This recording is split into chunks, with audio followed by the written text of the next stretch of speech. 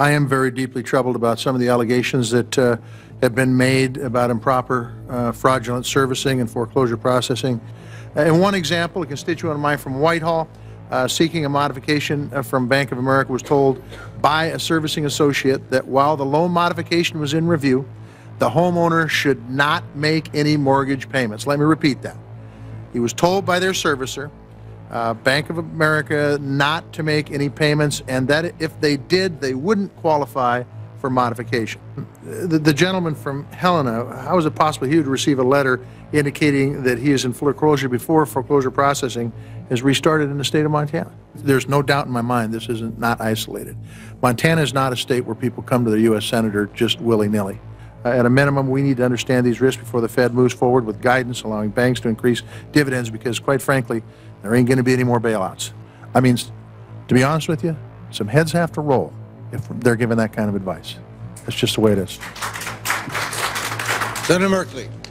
Because we have millions of people in this country that are underwater in their mortgages, right? We know that. I, for one, don't believe that it's possible to prop up the value of all of these houses. That's impossible. And that it would be foolish public policy to do. Why can't we get all of this self-interest aligned in a way that will allow us to proceed expeditiously, so that not just so that my constituents can get on with their lives, which they desperately want to do, but so that we can get this economy moving again?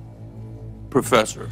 I think there are at least two problems. One problem is mortgage servicers, and I think you've heard a fair amount of testimony already at this hearing about the incentive alignment problem. Simply put, foreclosure is either less costly or more profitable than modification in many cases.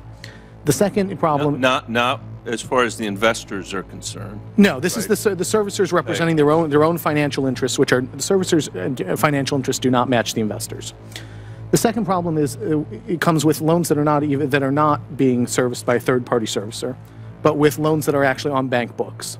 There is a strong disincentive for banks to recognize losses on mortgages quickly. What percentage would you say? Around 40% of mortgages in this country are not securitized. We don't actually know how many mortgages there are in the U.S., which is just kind of an astounding failure, regulatory failure to gather information. No one knows the number, somewhere between 50 and 60 million.